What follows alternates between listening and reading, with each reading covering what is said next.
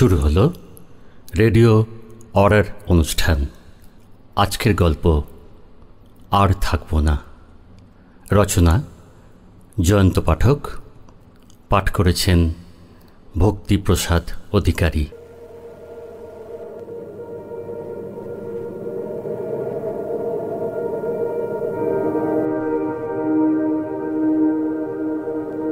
সেদিন মোড়লের আক্ষেপটা খেয়াল করিনি।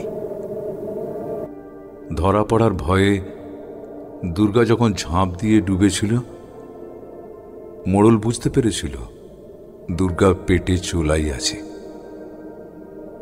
দুর্গার বউ, ছেলে, মেয়েরা যখন সকালে ছুটে এলো, তখন দুর্গার দেহ ভেসে উঠেছে ঘুঁটে পাঁচিলের কলমি ঝাড়ে।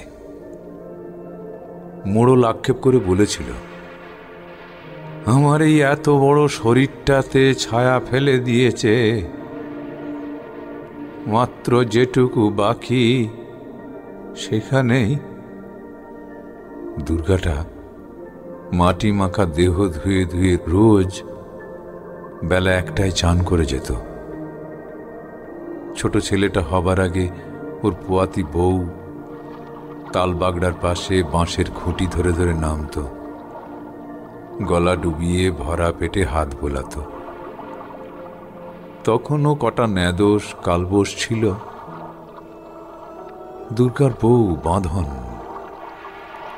ছেলের কাঁথা কাপড় ধুয়ে চান করে গোটা ঘাটটা ধুয়ে দিয়ে যেত। ছায়া পড়া শুরুতে প্রথম আমাকে বলেছিল, কই ট্যাংরা আর চিংড়ি। কাতলা বলেছিল, পেটে না গেলে পুঁতে যাব। এই তো। মোড়লের গোটা দেহে ছায়া ঢাকার 1 বছরের পরেই মোড়লের নাম পাল্টে শতাব্দী হয়ে গেছে। ঘটক যেদিন চিৎকার করেছিল, সেদিন আমার খুব জ্বর। 2 দিন আগে টানটা বেড়েছিল। গোটা দেহ জুড়ে সে আছাড়ে পাছাড়ে টান। গোটা কতক মাত্র কচুরি পানা উল্টে সোজা ভাসছে। যে কাঁকড়াগুলোকে নেয় না, সেগুলো আমার গোটা দেহে কি দাঁড়ার খোঁচা দিচ্ছিল। রাঘবটাকে কিছুতেই কবজা করতে পারেনি।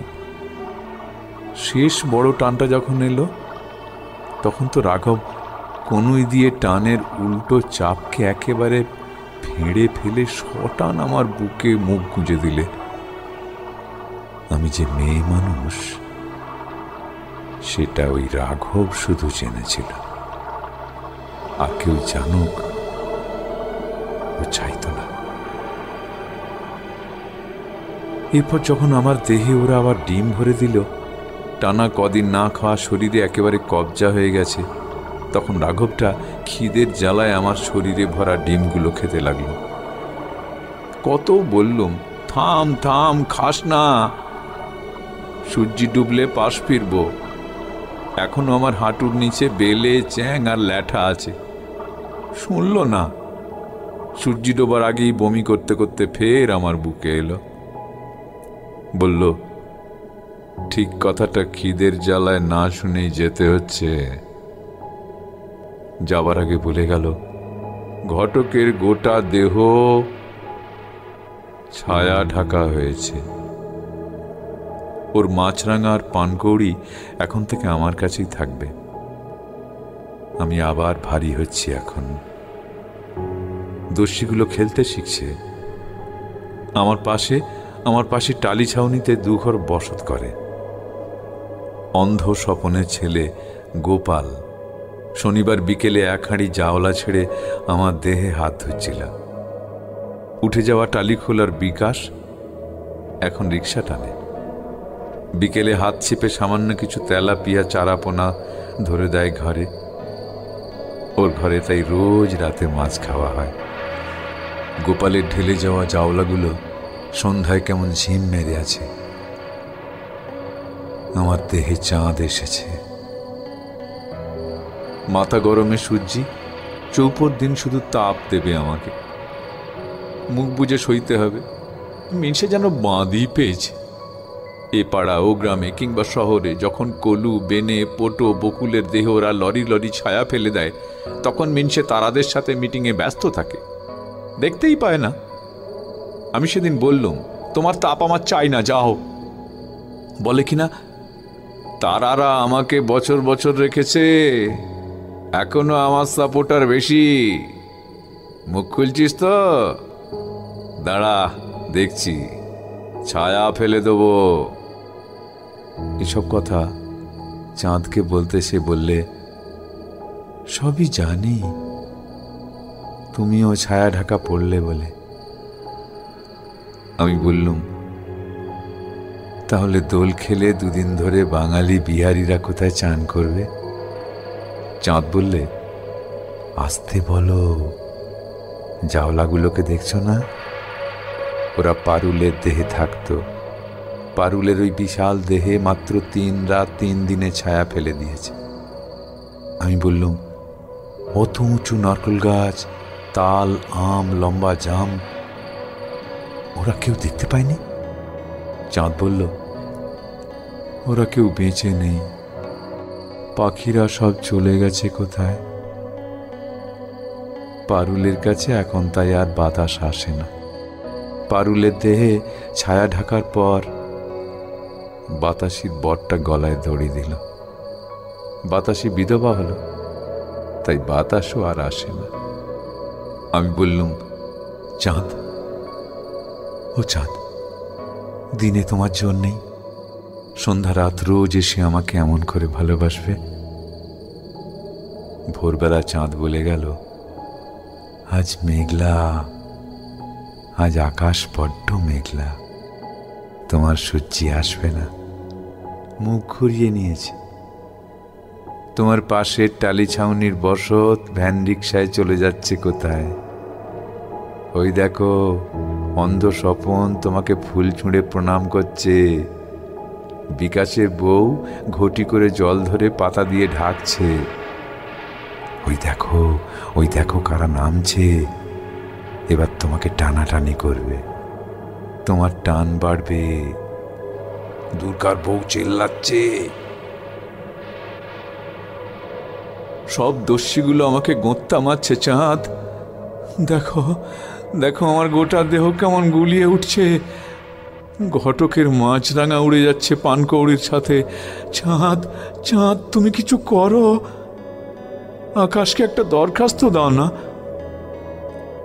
চাঁদ বলে গেল, দেখি কি করা যায়, চলি বিল্ল, বলে যাই আমার অক্ষমতা। যদি কিছু না পারি, তবে তোমার দেহে ছায়া ঢাললো বলে। তোমার দেহের জল থাকবে না, কিন্তু এখানে বাতাসে তোমার দীর্ঘশ্বাস ভাসবে। আমি তার মাঝে তোমার চোখ খুঁজে নেব, ঠিক খুঁজে নেব। হোক মরুময় ভূমি, হোক জলাশয় উদাও, তবুও তোমার চোখের জল তো থাকবে। আমি সেখানেই রোজ ভাসবো। তোমার ফোঁটা ফোঁটা চোখের জল বৃষ্টির প্রলোভন হবে। আকাশ দরখাস্ত খুলে বৃষ্টি পাঠাবে, ওদের লরি লরি ছায়া ধুইয়ে দেবে। ওরা কাদায় নাকানি চৌবানি চুপবে।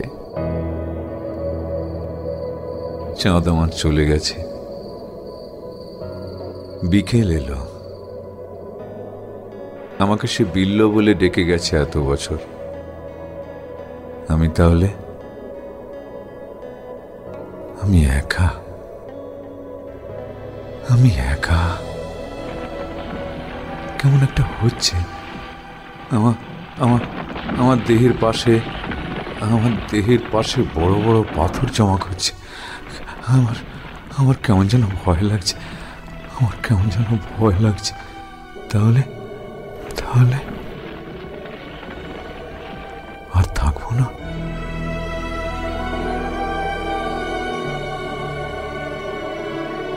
অশৌচের ঋণ, জল, জলাশয় আর জন্মভূমি।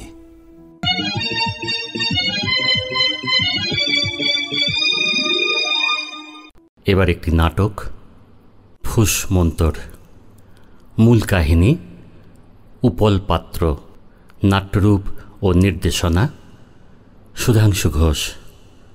অভিনয়ে সুধাংশু ঘোষ, মানস কুমার লাই, ভাস্কর ভট্টাচার্য।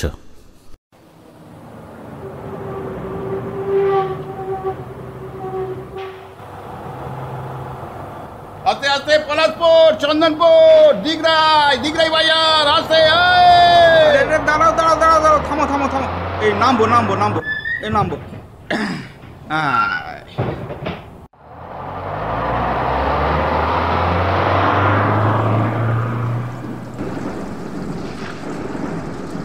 আরে আরে হারুদা যে, আরে গেছলে কোথায়?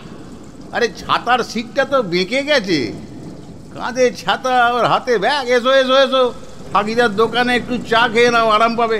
এসো এসো হারুদা, এসো। ও শালার বৃষ্টিটা তখন থেকে পেছনে লেগেছে রে।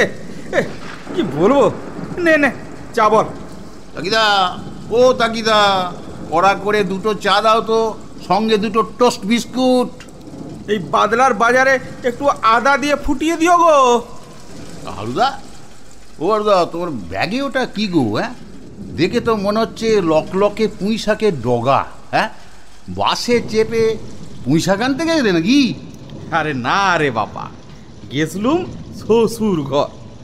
শ্বশুরের শরীর গতি খুব একটা সুবিধের নয় বুঝলি। এই শ্বশুর ডেকেছিল তাই গিয়েছিলুম। দাও দাও দাও থাকিদা, চাটা এখানে দাও, এখানে রাখো। হ্যাঁ হ্যাঁ হারুদা, না নাও চা, নাও চা, নাও না, বিস্কুটটা ধরো ধরো গো। হ্যাঁ হ্যাঁ দে। তাও হঠাৎ তোমায় ডেকেছিল কেন? কি আর বলবো, ওই তোর বৌদির নামে একটা জমি লেখাপড়া করে দেবে বলে। তা ফোন করে বললে, শোনো বাবা জীবন, একবার আসতে হবে। শরীরটা ভালো নেই, কবে আছি কবে নেই, তাই ভাবছি মেয়েটার নামে একটা জমি লেখাপড়া করে দিয়ে যাব। তোমাদের মেয়ের বিয়ের সময় কাজে লাগবে। তুমি একলাই গেছলে? মানে মানে বলছি বৌদি যায়নি?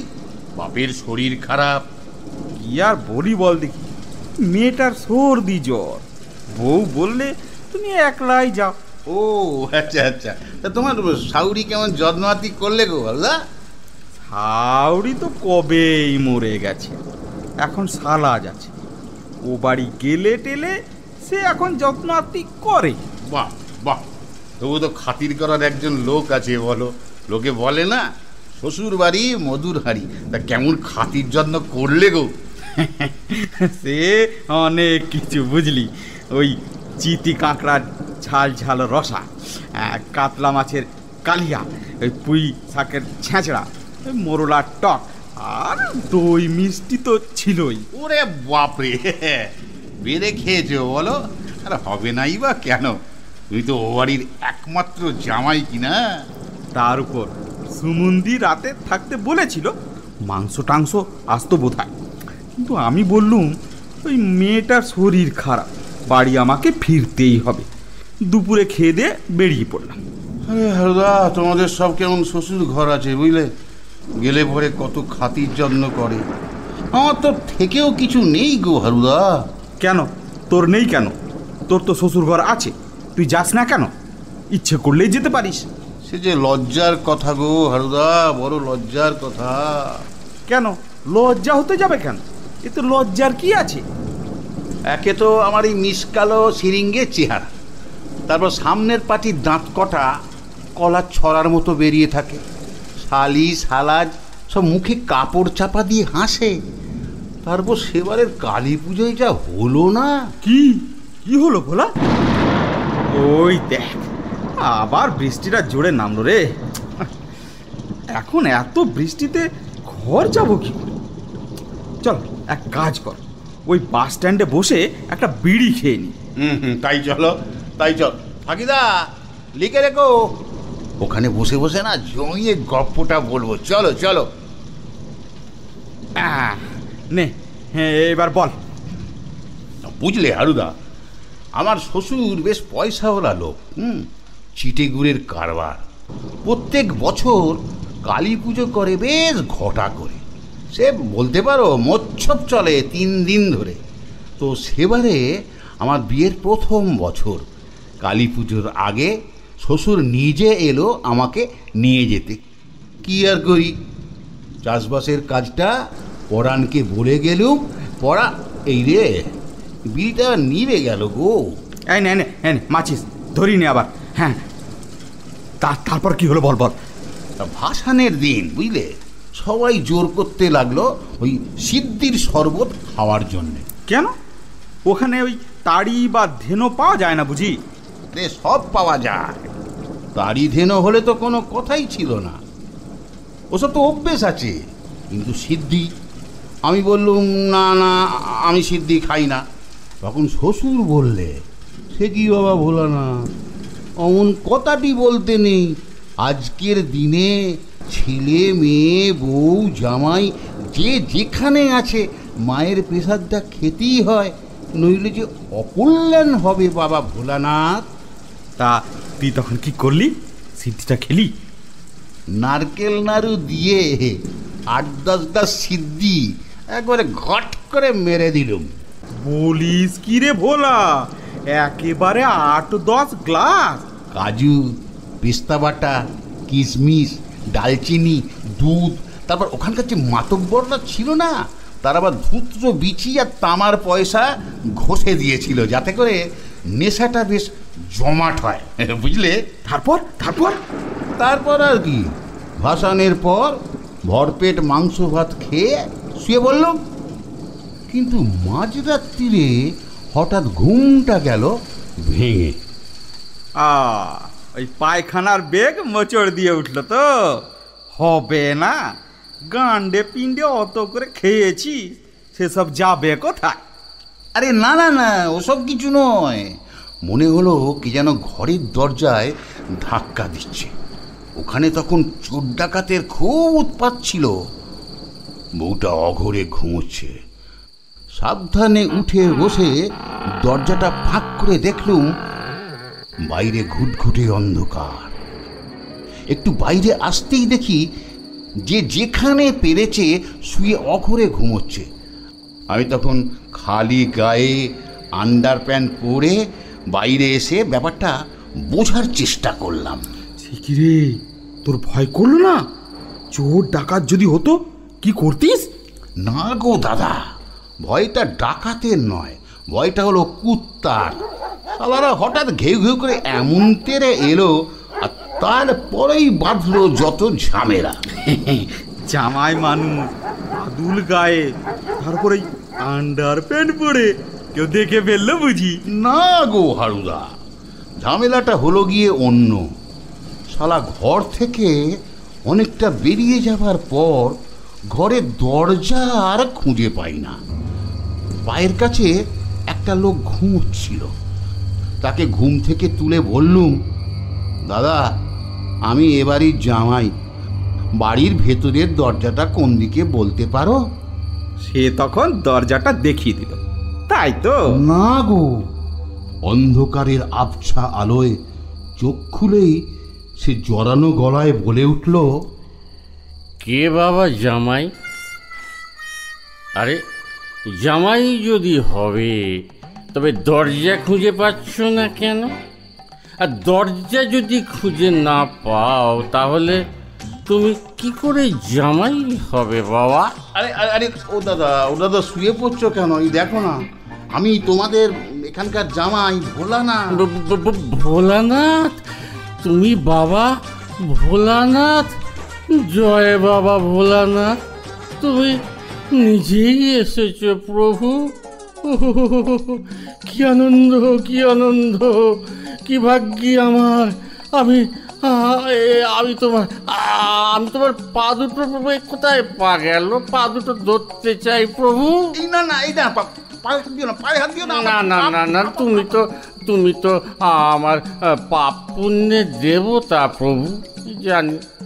জানি এই নিশুতি রাতে, এই অন্ধকারে তুমি আমাকে ক্ষমা করে দাও প্রভু ভোলানাথ। আমি জীবনে অনেক পাপ করেছি প্রভু। হে বাবা ভোলানাথ, তোমার কাছে আজ আমি সব খুলে বলবো, সব সত্যি বলবো। হ্যাঁ, এই আমি তোমার পা দুটো ধরলাম ভোলানাথ। আরে পাটা জড়িয়ে ধরছো কেন? আরে পাটা ছেড়ে দাও না, ভেঙে যাবে। না, ছাড়বো না বাবা, আমি পা ছাড়বো না। আমি তোমার এই পাটা ছুঁয়ে বলছি বাবা ভোলানাথ, জানো আমি না রোজ চিটে গুড়ের মধ্যে ভেজাল মিশিয়ে দিচ্ছি। আমি আমার জামাইকে 8 আনা সোনার বদলে 6 আনার সোনার আংটি দিয়েছি। হ্যাঁ বাবা, আমার একটু বউ ছাড়া না ওই মেয়ে ছেলের নেশা আছে, তাই না রোজ দুপুরবেলা ওই পুকুর ঘাটে লুকিয়ে বসে না ওই যে দুলালের ডবগা বউটার স্নানের দৃশ্য, কাপড় কাচা, এসব আমি দেখি। দুলালের ডবগা বউটার গথরখানা না খাসা মাইরি, লোভ সামলাতে পারি না প্রভু, কি করব বলো বাবা ভোলানাথ। আজ তোমার আমি পায়ে ধরে বলছি, আমার সব দোষ মাফ করে দাও বাবা ভোলানাথ। কথা দিচ্ছি, আসছে বছর আমি তোমার একটা মন্দির প্রতিষ্ঠা করে দেবই বাবা। মায়ের বলছি, মা কালী দিব্যি। জানো ঘরে আমার মেয়ে জামাই আছে, নতুন বিয়ে হয়েছে, তো তুমি একটুখানি ওদের আশীর্বাদ করে দাও বাবা ভোলানাথ। বাবা প্রভু, একটু আশীর্বাদ করে দাও। কি আশ্চর্য, তোর শ্বশুর তোকে চিনতেই পারলো না? আরে বাবা, চিনবে কি করে? একে তো অন্ধকার, তারপর ধরো সিদ্ধি খেয়ে একবারে বেসামাল, ওদিকে আমার খালি গা, শুধু আন্ডার প্যান্টটা পরে আছি। তখন নেশাটাও একটু একটু করে চাগার দিচ্ছে, তো শ্বশুরমশাই তখনও পাটা জাপটে ধরে আছে। কোনো রকমে পাটা ছাড়িয়ে নিয়ে একটু এগোতে যাব, আবার তিনি পায়ের কাছে বসে পড়ে আবার বলতে শুরু করলেন, একই বাবা ভোলানাথ, তোমার বাকছাল কোথায়? পুজো বাড়িতে শুধু আন্ডার প্যান্ট পরে কেউ আসে? বুঝেছি বাবা, তুমি যে আশুতোষ, তাই এসেই যখন পড়েছ তখন লোকে দেখলে কি বলবে বলো তো বাবা? একটা কাজ কর, এই আমার ধুতিটা জড়িয়ে নাও। আরে বলছি দরজাটা কোথায়? ও, দরজা খুঁজে পাওনি বুঝি? কুছ পরোয়া নেই। আমার বাড়ি যাওয়ার যখন এত ইচ্ছে, তখন ওই পাঁচিল টপকে ঢুকে যাও। আর যদি পাঁচিলও না খুঁজে পাও, মানে যদি নেশাটা তোমার বম বম করে, তাহলে আমার পাশে এখানে ধরাস করে শুয়ে পড়ো। তুমি আমার কাছে থাকো না বাবা ভোলানাথ, থাকো না। এই নাও আমি আমার কোটটা কোথায় গেল? ছাতা, এই ধুতিটা খুলে দিলাম। হ্যাঁ, সিদ্ধি খেলে এমনই হয়।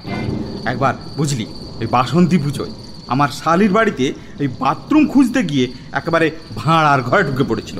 যাকে তারপর কি হলো বল দেখি? হবে আর কি, তখন তো তেষ্টায় গলা শুকিয়ে একবারে কাঠ, মনে হচ্ছে কে যেন আমাকে ওপর দিকে টানছে। হবে না বাবা, নেশাটা চাগিয়ে উঠছে তো, সিদ্ধির নেশা সর্বনাশা। এমন সময় দেখি হ্যারিকেন হাতে একটা বউ আসছে, হাতে বদনা, মাঠের দিকে যাচ্ছিল বোধহয়। আমি কাছে গিয়ে বললুম, দিদি গো, আমি এবাড়ির জামাই, বাড়ির ভেতরের দরজাটা একবার দেখিয়ে দাও না গো। দরজা দেখানো তো দূরের কথা, আমাকে ধুতি জড়ানো দেখে সে ভূত ভূত বলে চেঁচাতে ধপাস করে মাটিতে পড়ে গেল। ব্যাস, লোকজন সব বেরিয়ে এসে তোকে ধরে ফেলল। তারপর ওই রকম বেশে তোকে দেখে ইস, কি লজ্জা, কি লজ্জা। না গো দাদা না, লোকজন নয়, কুত্তাগুলো সব দল বেঁধে ঘেউ ঘেউ করে তেড়ে এলো। তখন কুত্তার ভয়ে প্রাণপণ ছুট দিলুম ফাঁকা মাঠের দিকে, আর পেছন থেকে কারা যেন চেঁচাতে লাগলো, ধর ধর, চোর চোর চোর, সাদা কাপড় গায়ে ঢাকা দিয়ে পালাচ্ছে, চোর চোর। আমি তখন আরো জোরে ছুট লাগালুম, গা থেকে ধুতিটা খুলে গিয়ে মিশে গেলাম অন্ধকারে। ওদিকে তখন শ্বশুরের চিৎকার খুব শুনতে পাচ্ছি। এই, কে কোথায় আছিস? বেরিয়ে আয়, আমার বাড়িতে ডাকাত পড়েছে। ওই কালুকে বল আমার দোনলা বন্দুকটা নিয়ে আসতে। ঘরে আমার সদ্য বিয়ে হওয়া জামাই, মেয়ে তারা রয়েছে। ঘরের দরজা সব বন্ধ করে দে, ঘরের সামনে একজন পাহারাদার বসিয়ে দে। ধরা দিলেই তো পারতিস, ল্যাঠা চুকে যেত। রে পাগল হয়েছ? তখন কি আর কারোর হুঁশ ছিল? সবাই শালা নেশা করেছে আর ডাকাতের পেছনে দৌড়চ্ছে। পেছন থেকে হই হই করে লোকজন সব এগিয়ে আসছে। বাঁচবার কোনো আশা না দেখে শেষে ঝাঁপ দিলুম সামনের একটা পানা পুকুরে। সর্বনাশ, শেষে কিনা পানা পুকুরে ঝাঁপ। কি করব, আর তো কোনো উপায় ছিল না। এদিকে লোকজন সব লাঠি সোঁটা বললাম নিয়ে পুকুরের চারপাশ ঘিরে ফেললো। তখন ওই পচা পুকুরের জলে আমার গা চুলকোচ্ছে। তারপর শালারা আদলা ইট ছুটতে আরম্ভ করলো। বাধ্য হয়ে তখন হাতখানা ওপরে তুলে পুকুর থেকে উঠবার চেষ্টা করলাম। তখনই আবার শ্বশুর বলে উঠল, আধারে তো ঠিক ঠাওর করতে পারছি না, মনে হচ্ছে এই মালটাই এসেছিল আমার ঘরে। বলে কিনা বাড়ির জামাই, দরজা খুঁজে পাচ্ছি না। শালা একটু নেশা করেছি বলে কি জামাইকে চিনতে পারবো না? এই, কে আছিস? জামাই যে ঘরে আছে সেখানে খবর নে তো। শালা এমনও তো হতে পারে এটা চোর নয়, ডাকাত নয়, এটা এটা ব্রহ্মদত্তী। তোরা একটা কাজ কর, শোন, একবার বিদ্যুৎ ওঝাকে ডেকে আন। তার আগে ঝাঁটাটা দিয়ে ওকে কয়েক ঘা বসিয়ে দে। নে, মার ঝাঁটা। শালা দু একজন তখন আমাকে ঝাঁটার কয়েক ঘা বসিয়ে দিয়েছে। আমি তখন বলে উঠলাম, কি হচ্ছে কি? আমি গোবর্ধন বাবুর সঙ্গে কথা বলতে চাই, আগে কথা বলতে দাও, তারপর যা করার তাই করব। শ্বশুর বললে, যা বলার 5 জনের সামনেই বলতে হবে। আমি বললাম, তাতে আপনারই ক্ষতি হবে। এই কথাটা শুনে শ্বশুর একটু দূরে আমাকে নিয়ে গেল।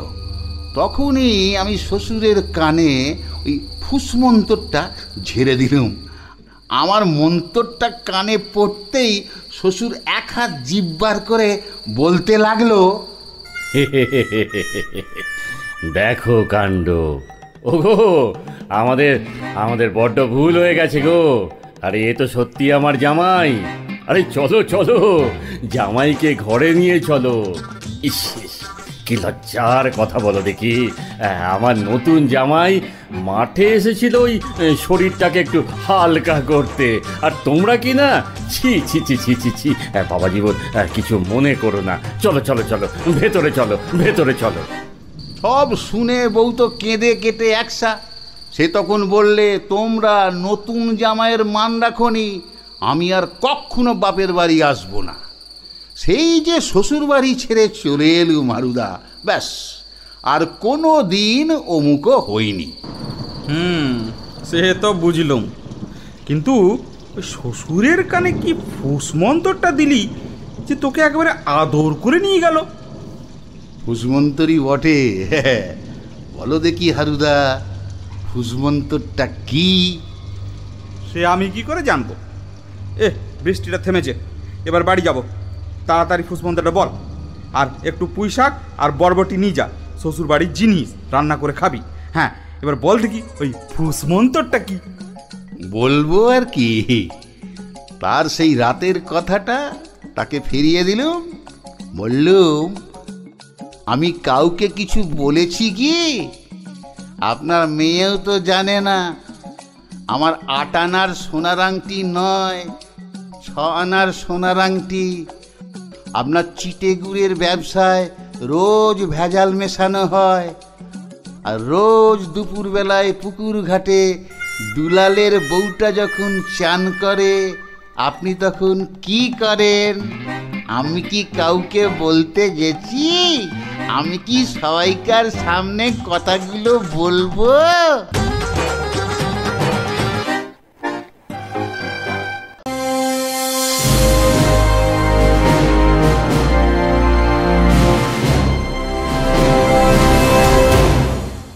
শুনতে থাকুন রেডিও অরার অনুষ্ঠান প্রতি শনিবার বিকেল ঠিক 5টায় আপনার প্রিয় রেডিও অরা ইউটিউব চ্যানেলে।